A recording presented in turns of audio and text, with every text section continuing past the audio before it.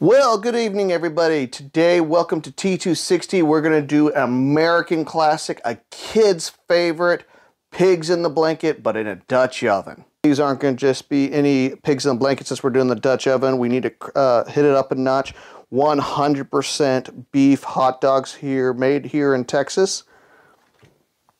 Get yourself Kobe Jack. We're not just going to go with American cheese.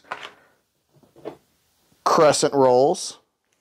And of course, we'll need some oil to spray down our Dutch oven. So make sure you have these supplies before you get started.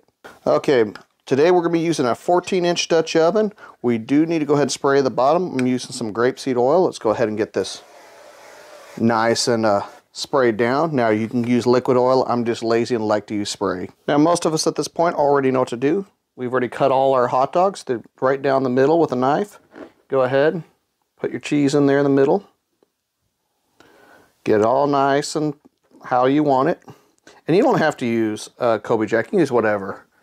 So you use pepper jack, American, whatever, but we're going a little fancy today. Now I'm curious for any of you all that are not from the United States if you've never heard of pigs in the blanket. Now what you're gonna do is go do that to each and every hot dog, and then we'll put them in the Dutch oven afterwards.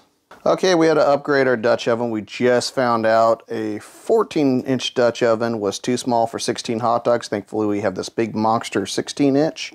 And so all we got to do now is get our coals ready and place them on the bottom and top. And we'll show you that in a minute.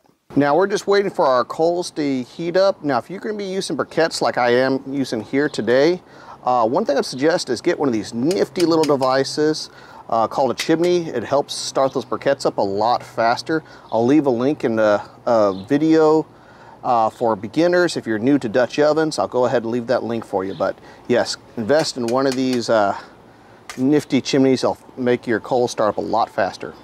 Now I got our coals in our Dutch oven. Now remember, the old rule is whatever you have on top here, about half of that has to go on the bottom. So if you have 20 coals on the top, 10 coals on the bottom. So remember that number, okay?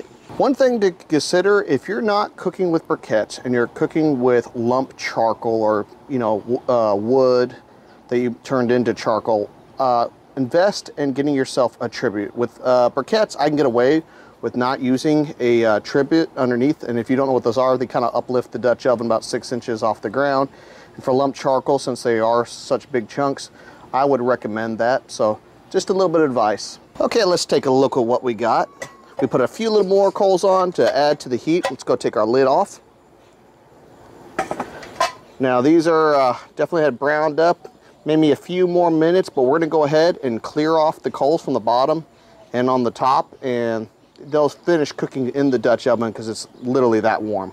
Well, this was a wonderful and easy cheap meal to do in a Dutch oven. I just want you to know that things don't have to be complicated when you're doing the Dutch oven. So I hope if you're a beginner to Dutch oven cooking, I hope this shows you it doesn't take that much effort to make a wonderful meal camping using a Dutch oven. If you're new to the channel, please give us a thumbs up, a like, a share, and hopefully we earned your subscription. This is Adam with T260, and have a wonderful camping day.